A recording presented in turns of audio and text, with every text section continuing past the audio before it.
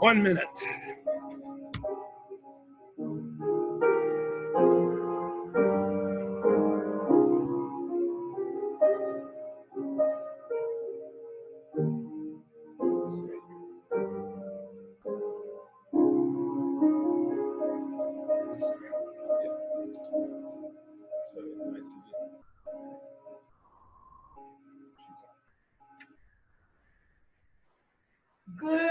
Good morning, Miracle Center for Spiritual Living.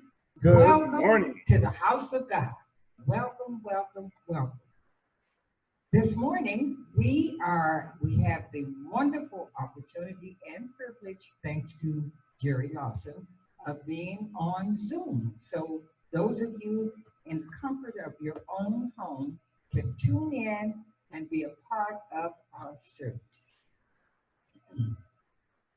We'll begin this morning with the invocation, and I invite you, wherever you are, just to become still.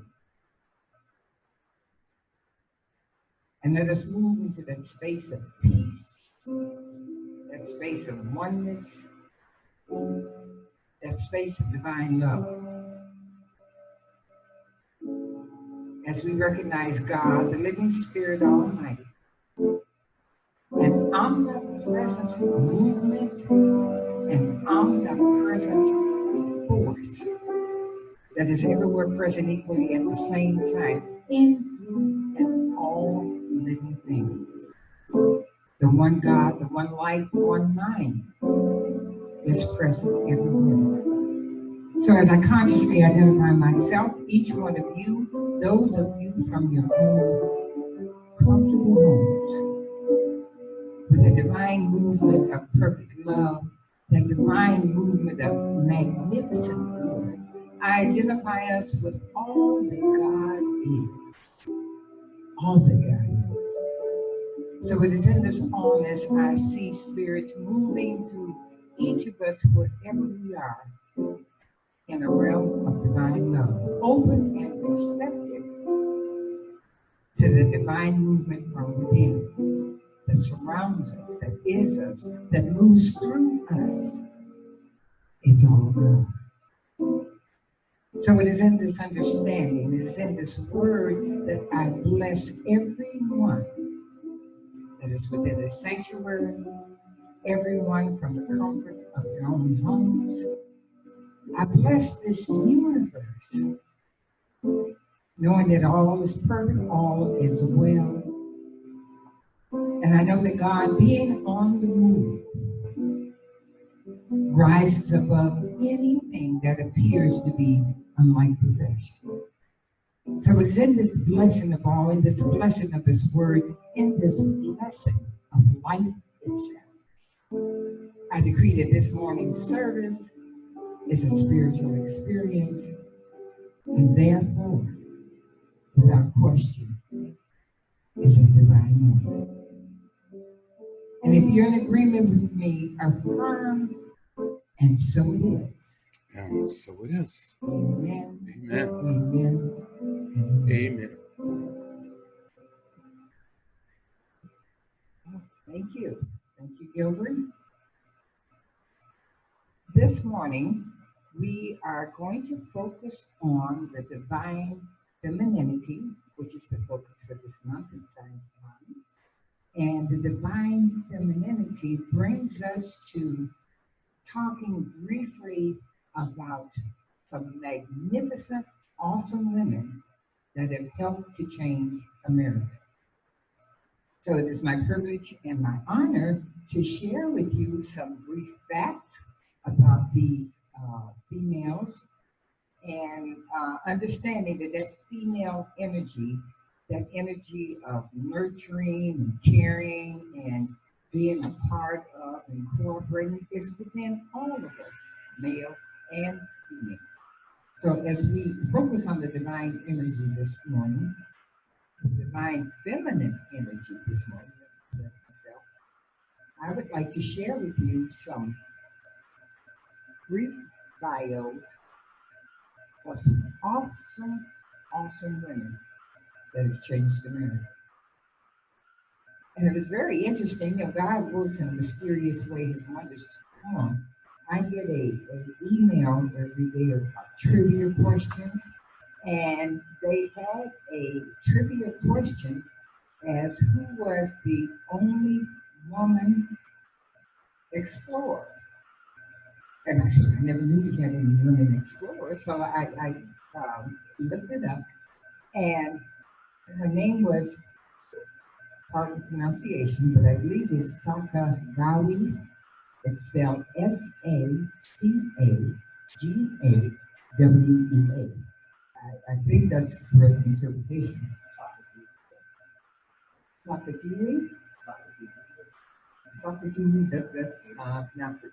She was a Shoshone Indian interpreter, and she was best known for being the only woman on the Lewis and Clark expedition into the American West. And I said, wow, that is interesting. Because she was an Indian and probably was very familiar with the country, she was able to lead them westward. And I think that was really great. Sacagawea, the daughter of a Shoshone chief, was captured by an enemy to be and sold to a French-Canadian trapper who made her his wife around the age of 12.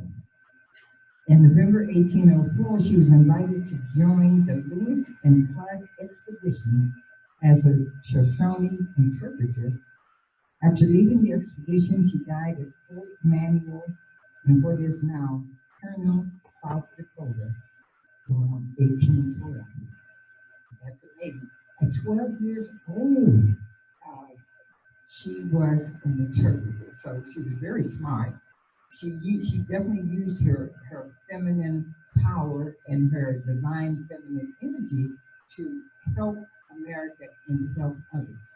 And that makes for a very great person, a very great woman. My next bio, very interesting enough. Who was the first woman to run for president?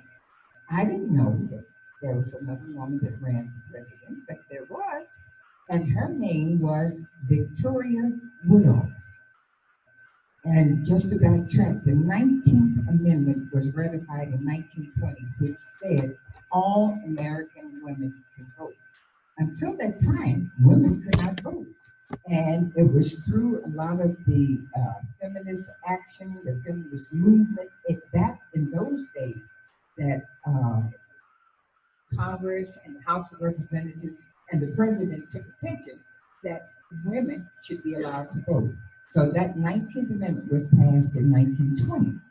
Victoria Woodhull ran for president, and she was a spiritualist, activist, politician, and author who was the first woman to run for the presidency of the United States.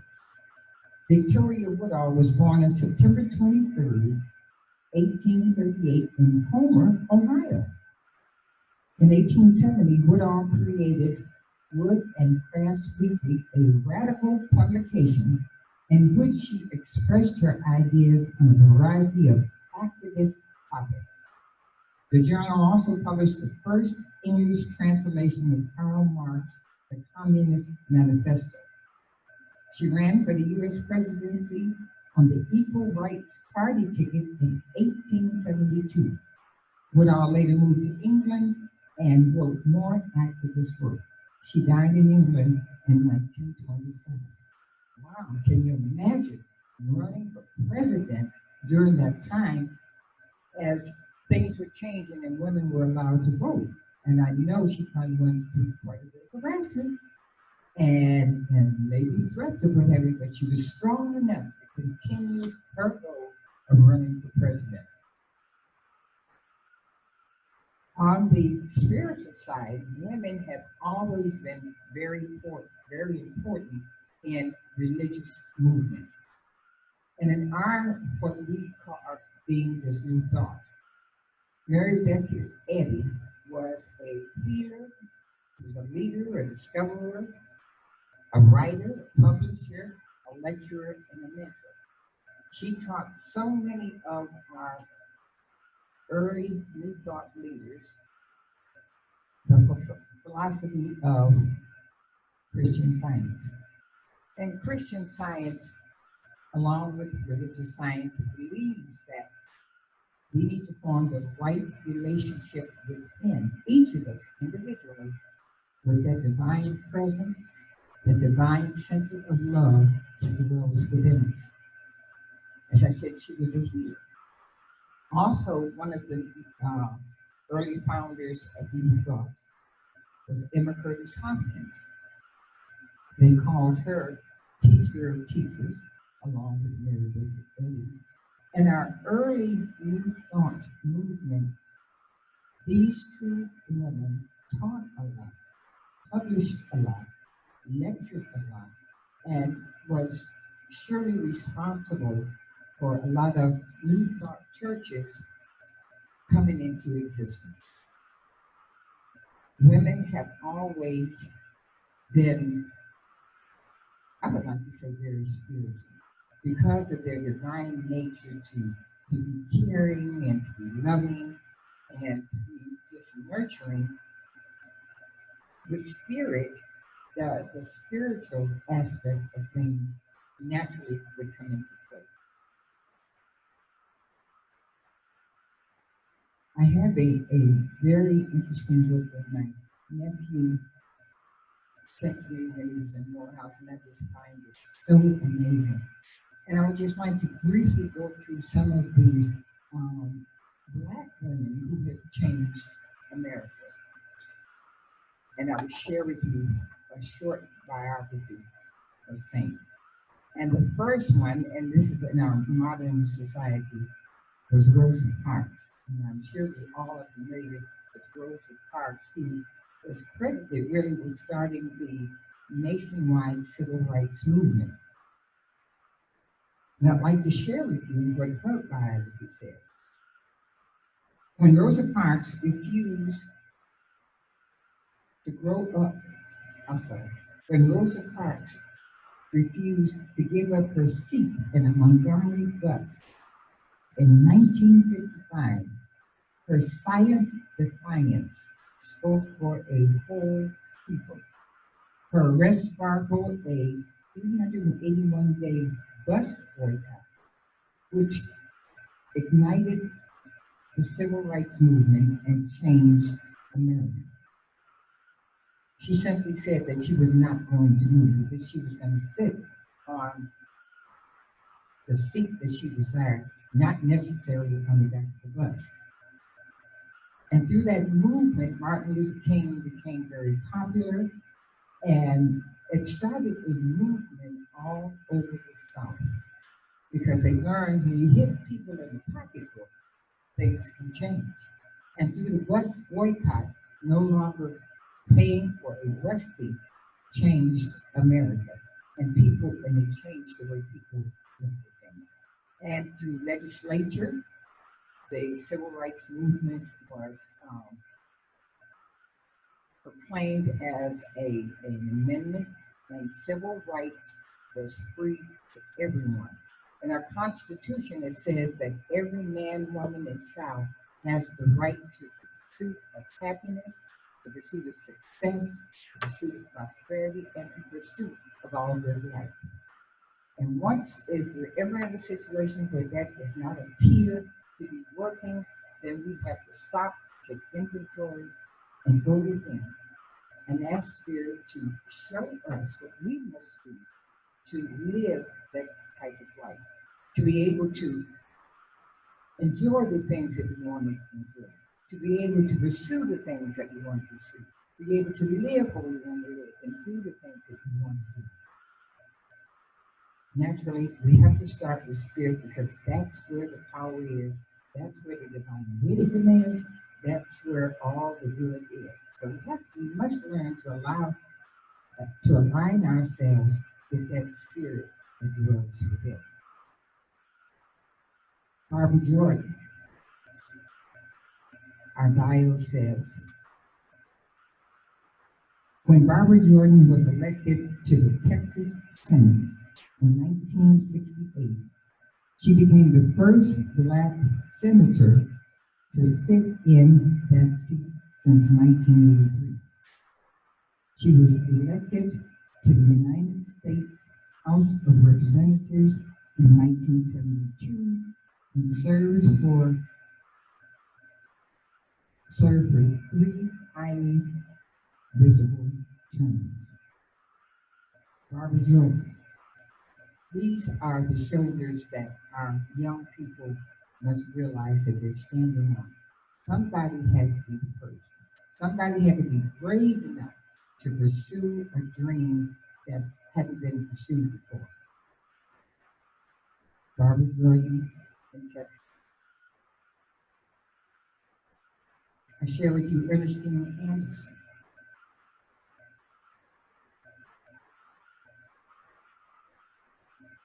She was a very precious talent for jazz, led Ernestine Anderson to save and tour with big bands of the 1940s and 1950s, including those of Johnny Otis, Russell J. Clark, and Lionel Hamilton. And in those days, women really didn't travel with bands too much. It was mostly a male-dominated activity.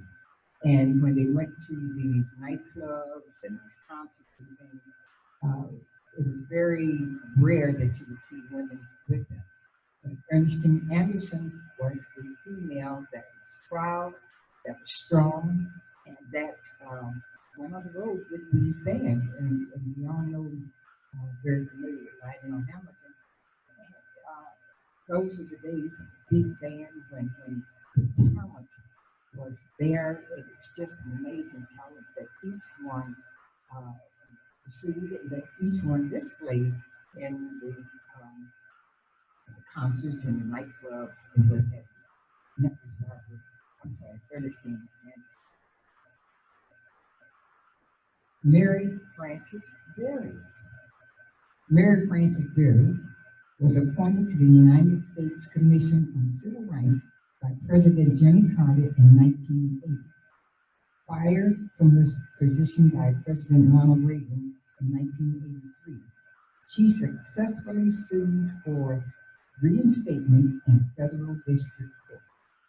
She was head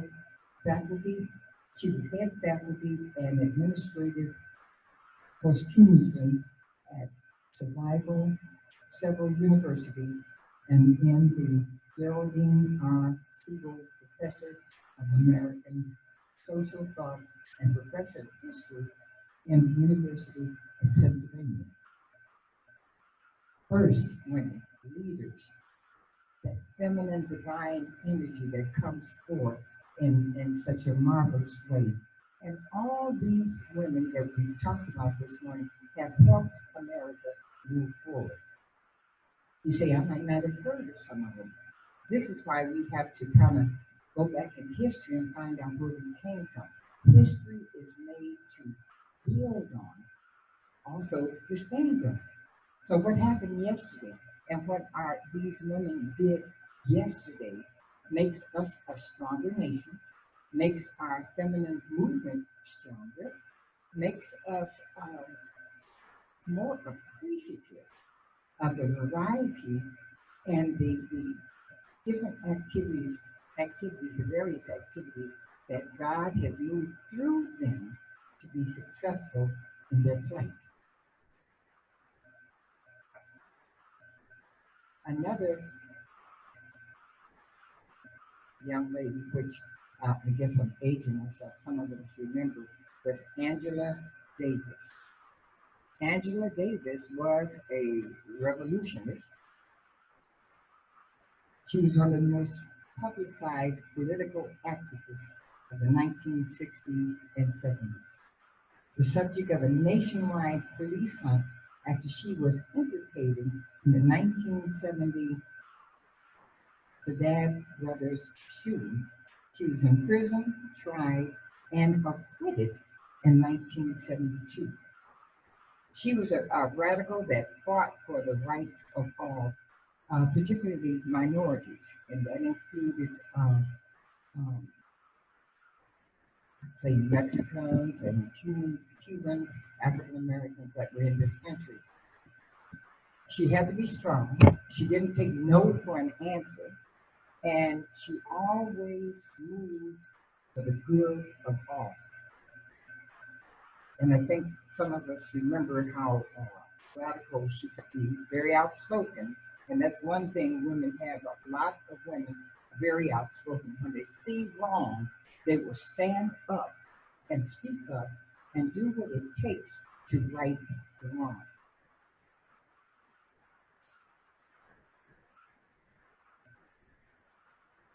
As we move forward, I would like to share with you a bio of Queen Mother Audley Moore. Queen Mother Moore has dedicated her life to active struggle on behalf of all people of African heritage. She has organized as many fronts from the great influenza epidemic of 1918 in the Mardi Gras afflictions, where she worked as a volunteer nurse in the United Nations, where she prepared petitions in the late 1950s charging genocide and demanding reparations to descendants of former slaves. The founder and president of the Universal Association of Ethiopian Women, she is a life member of both the Universal Negro Improvement Association and the National Council of Negro Women. She makes her home in Harlem. Women that stood for the right, women that moved forward, women that were not afraid to speak up and do what was the right thing. These women all share a common ground. And that common ground is don't take no for an answer. I had a cousin one time that said, I just keep on knocking on the doors until somebody says yes. Don't take no for an answer. If it's right, if Spirit has led you, if Spirit has given you the divine information, don't take no for an answer. Now, things don't necessarily have to happen immediately, but they can and will eventually come to pass. If it's the right thing, it will always come to pass.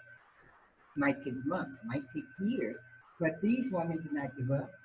They did not say, well, if it doesn't happen today, I quit. They kept going forward, kept moving forward, kept standing their ground and believing that what they were doing is the right thing. And as evidence to the outcome of these women not believing no, must say yes. America has changed drastically.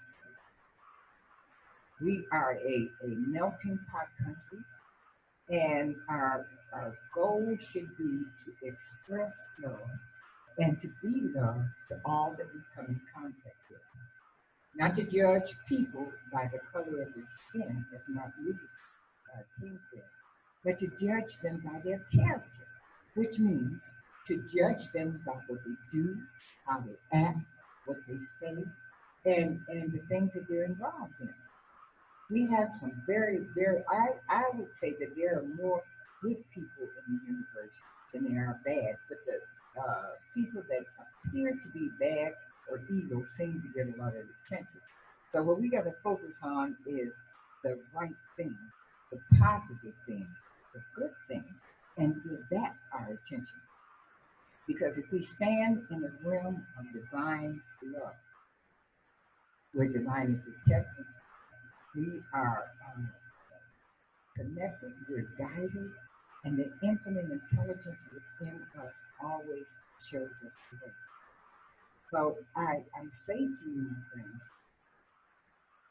that feminine power that dwells within you, whether you're male or female, that feminine power is an omnipotent presence that requires that you stand in the field of love, stand in the field of caring, stand in the field of being honest, stand in the field of doing what's right and doing the right thing, being part of the right thing. So as we move forth in this universe, if everyone expressed divine love, it is amazing, I believe, how this universe could be healed. Any apparent episode that appears to be in contradiction in contradiction to holiness, in contradiction of being complete, must be neutralized, must be sent back to its native state of government because love, love is the strongest force in the universe. And it's in this love that we must stand. In this love we must know. It is in this love we must be connected. And that love can simply be translated into the golden rule, doing unto others as you would have them do to you. If you send out love, you're going to get that love. If you send out honesty, you're going to get that honesty. If you send out joy, you're going to get that joy. So what you give out is what you're going to get. So if we send out love, which is the action of God only, God moves only in the realm of divine love. If we send this love out, then what we're going to get back is love. And it will neutralize. It will just wipe out. It will just annihilate anything that is unlike this.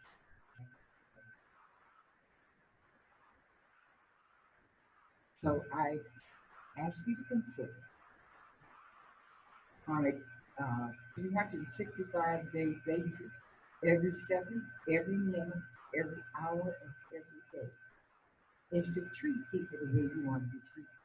Is to treat people in love, no matter how they respond. As most of you know, I work with the public, and there are people sometimes that don't want to respond in love and act in love. But it is my duty and my job to continue, in spite of, to act in love, not to be on their level. And when you're working with the public, there are times where you'll get tested to see if you really believe that you should be acting in love. But it's amazing. No matter what happens, you must respond in love and bless people. And even when I'm driving in the car and I see perhaps a person that appears to not have a home or not have the necessary financial means to have some of the necessary things like food or what have you. Yeah, I just bless them. Just bless them.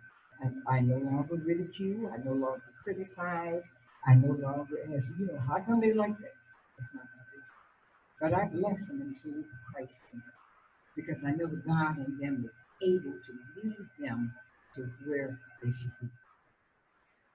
We have to learn to bless people. I'm even learning to bless people that pull out on me in traffic.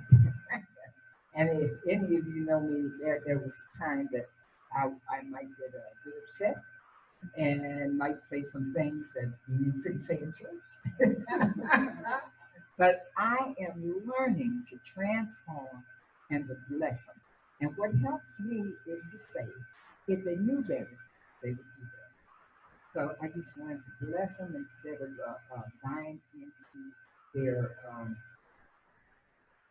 their ideal way. So I always do that. So this is what each of us can do on a daily basis to to I'm saying to help the universe advance.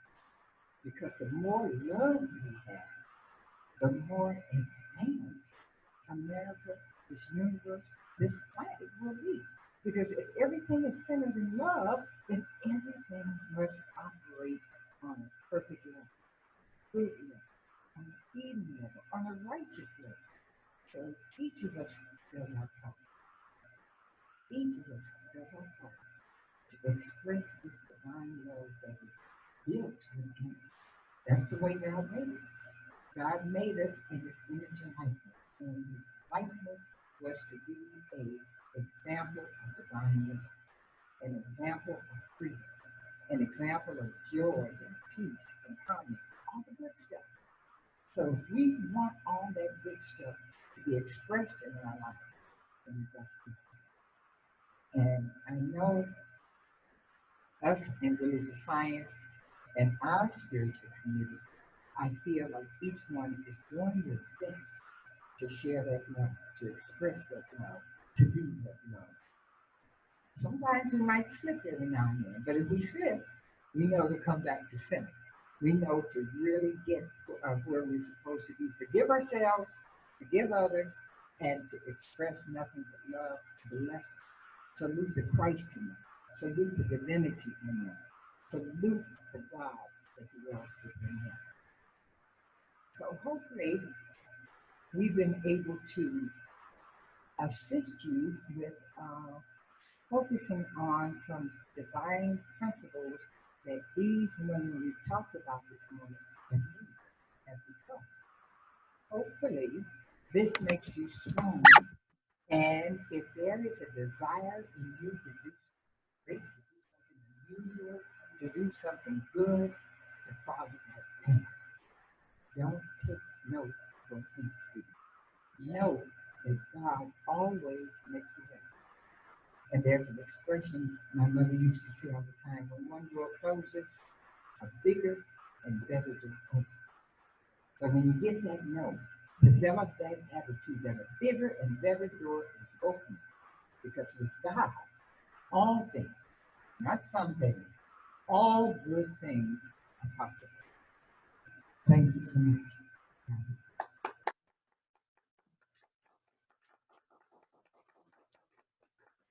Reverend Jerry, would you like to share some ideas?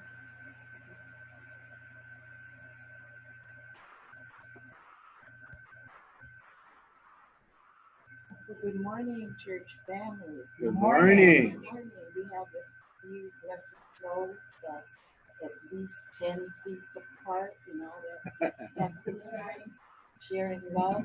I had my personal computer on at the back, and hello out there. I saw several names and folks we would got on with Zoom.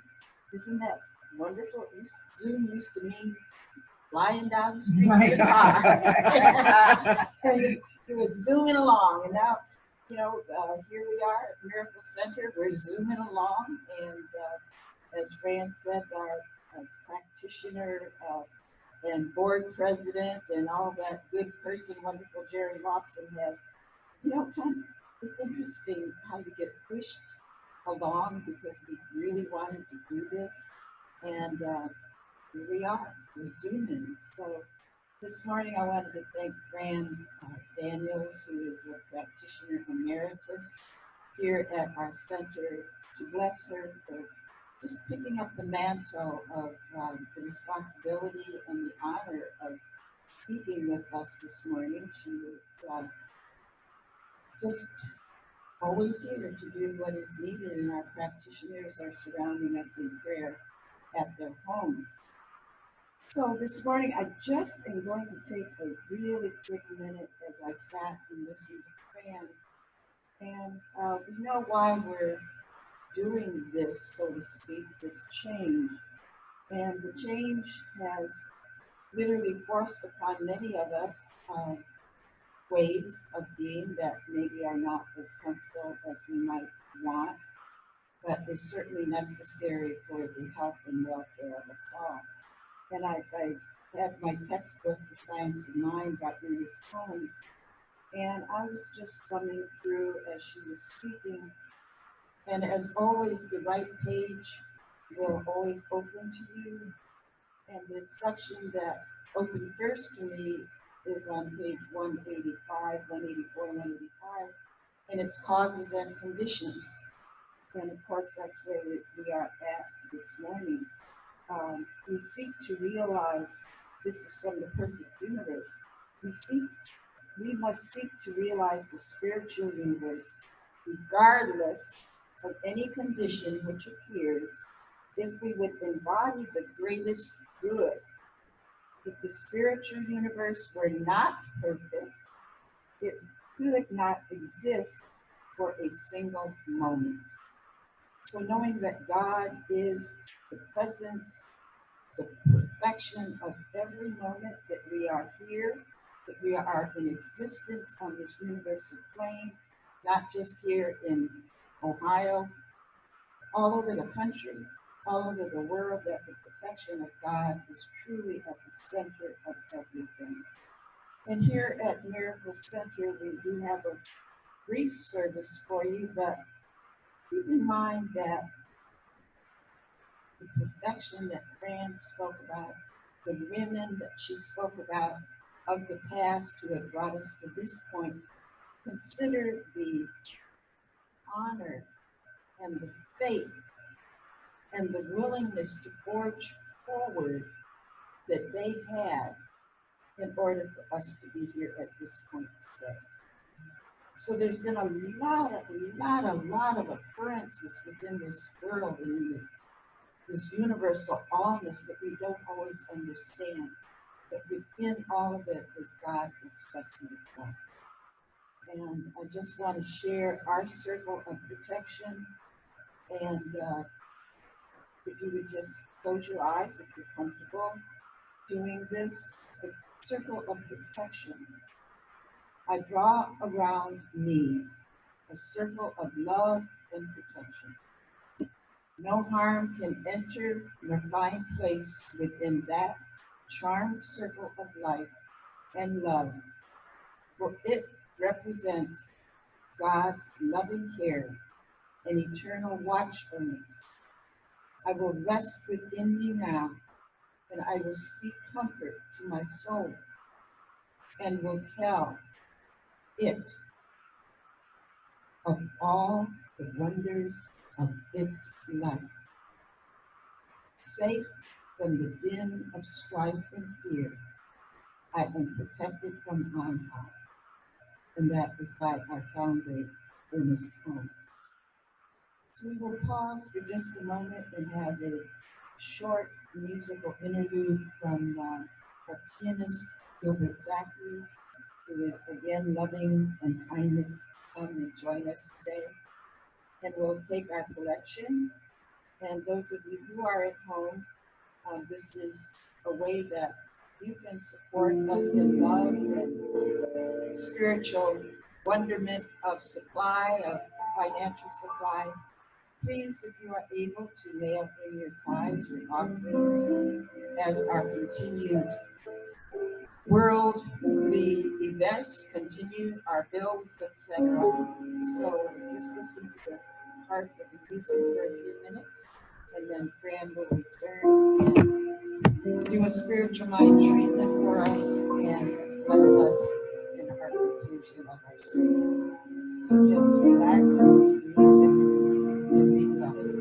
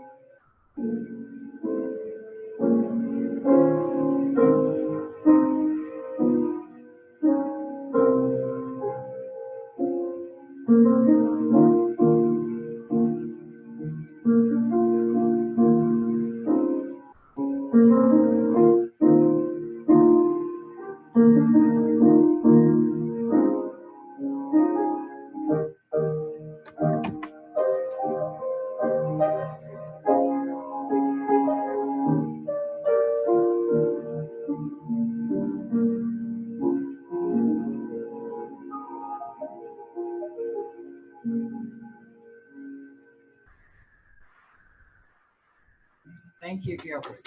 Wonderful. I guess there is but one line. Reverend June read the Circle of Perfection. And I would just like to offer an idea that you might incorporate within your consciousness. And I draw around me a circle of love and protection. If you just say that daily, I draw around me a circle of love and protection. And several people have asked me, are you afraid to go out or go out? And I do a little part-time job at a gas station in London, Ireland. And people said, you still want to work? I said, well, we're considered essential. And no, I'm not afraid. And I referred to, I was telling the customer, I referred to Job, the 3rd chapter of Job, the 25th verse, says that the things you fear often come upon you. So I'm saying to you, do not fear this disease or disorder. Don't fear it. Because we believe that God is all the power there is, and that God only moves in the realm of good and perfection. So if we believe that, then that circle of protection protects us. That we're divinely guarded, guided, connected, and protected. So I invite you to make up your own affirmation if you like, or choose to use this affirmation. I draw around me a circle of love and protection. That's where it's going. Let us pray. Father, Mother God, in whom we live, move, and have our being, I recognize their presence here as a divine flow of perfect love. A love that brings no harm, a love that brings only joy and peace, a love that only brings hope. So as I consciously identify my words, my thoughts, my feelings with this divine flow of love, I decree within and around me that all is well. These words I speak for myself. I also speak for each one of you present within the sound of my voice, each one of you that's on Zoom, for this whole community, for this universe, knowing that God is good, that God makes no mistakes, that the power of love supersedes, removes, annihilates anything that is unlike the perfection of love. Love is so good. Love brings that peace and joy and holiness. Love allows us to stand on our ground, knowing that right where we are, God is. Right where we are, protection is. Right where we are, love is. And as we stand on that premise, as we live in that premise, as we take part in the premise, we align ourselves with all the magnificent. So I decree, I send this word out to all my brothers and sisters, to this whole universe, not to worry, not to fear, for God is right where we stand. God the good is right where we are. God the good surrounds us and protects us. That's our daily affirmation. That's our minute-to-minute affirmation. 365 days a week. No matter what the appearance may be, I know that my God is good. So it's in this goodness, I bless everyone. I remove all fear from consciousness. I remove all fear from the heart and stand solid on that. So giving heartfelt thanks that this is the truth. Giving heartfelt thanks that throughout this universe, the goodness of God is. throughout this universe, we align ourselves with that universe. And there is no thing that can move the protection of divine God, of the presence of God, of the joy and the peace of God. Let there be peace on earth. Let there be peace on earth. And let it be. So, Father, I send this word out, knowing that the answer is here. The answer is in our possession. The answer is already known before the question is asked. Thank you, God, for this good. Thank you, God, for this assurance. Thank you, God, for the fullness that is displayed in me and throughout this year. And if you're in agreement with the words that I've spoken, simply affirm with me. And so it is, so it is, so it is. Amen. Thank you. This concludes the service. And you take with us the words that Spirit has revealed to you, to use, to learn, to stand on.